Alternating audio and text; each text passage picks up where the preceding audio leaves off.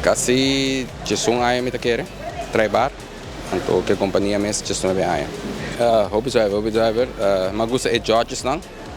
Mas eu competi com a bombia em Bartender, mas eu ganhei na 2017 e depois eu vim back, pero com tropical bottle company também, dos biago não e dos biago magana é título.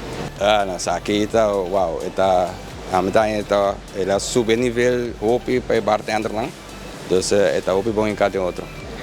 Llama nos cultura, algo full criollo, trabalhar com juice de canepa, com vodka, Grey Goose, Essential, White Peach com Rosemary e de mês com Santa Teresa rum de Venezuela.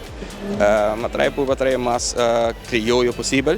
Então, de uma mitad bem também minha família também gosta bambati e funchi. Então, trai cocktail basic ongeveer para nós criollo na também. Então, ali antes mas que de outro. A criação não durante de hobby em si.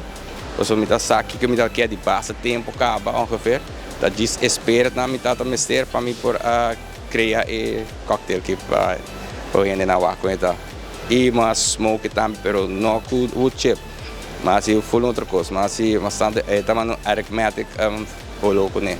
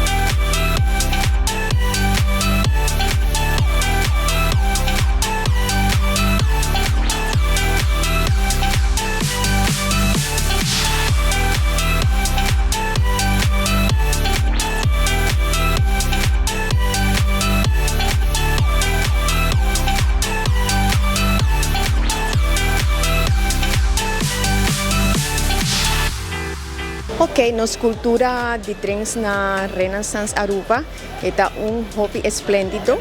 Nós temos diferentes eventos durante a semana para nos guests, não somente nos guests in-house, mas também local.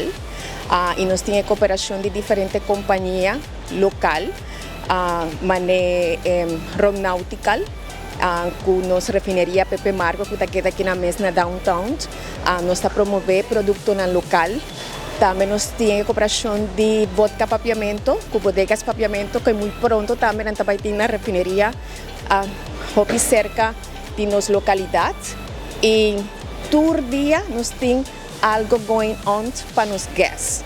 A parte de ser, todo dia nós temos happy hour entre 5 horas para 6 horas da tarde, com DJ Entertainment, eta hobby fabuloso, hobby bom preço que nos está invitando os guests local também para acercarnos e enjoy de tudo o qual nos está oferecendo.